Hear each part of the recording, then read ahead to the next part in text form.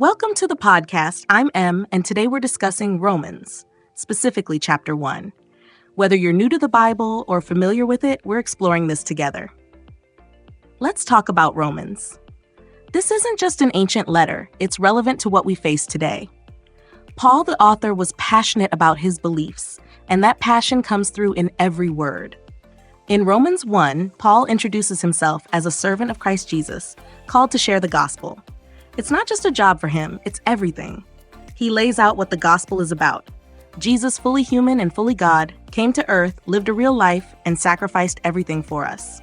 This is in verses 1-4. This is a profound claim. God, in the form of Jesus, choosing to live among us. It shows that God isn't distant or uninterested. He's here, understanding what it's like to be human. Paul doesn't sugarcoat things. Starting around verse 18, he addresses how humanity has turned away from God. Paul speaks about people who've traded the truth of God for a lie, placing other things above him. This might seem like something from another time, but it's relevant today. We often let things like money, relationships, or fitting in take priority over what truly matters.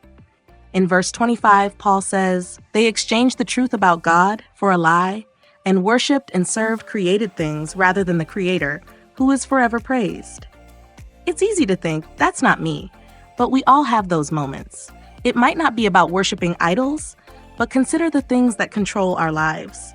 The pressure to succeed, the desire to be liked, or the distractions that keep us from what's real. Paul isn't trying to make us feel bad. He's being real. We all make mistakes, but the good news is, God doesn't leave us in our mistakes. That's why Jesus came.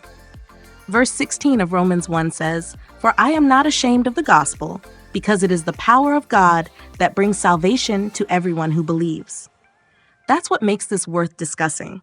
The power of God to save us, not because we're perfect, but because He loves us. What does this mean for us today? We live in a world constantly telling us who to be and what to believe.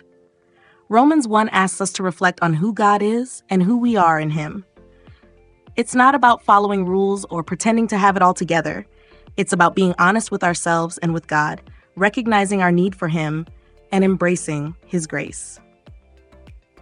To explore this further, let's consider other scriptures. In Matthew 6:33, Jesus says, "But seek first His kingdom and His righteousness, and all these things will be given to you as well." He's reminding us to prioritize God, put Him first, and everything else will align. John 14:6, where Jesus says, "I am the way and the truth and the life. No one comes to the Father except through me," isn't just a statement, it's a promise. Jesus is the way to real life, the truth that sets us free. Romans 1 isn't a dusty old letter. It speaks to us today.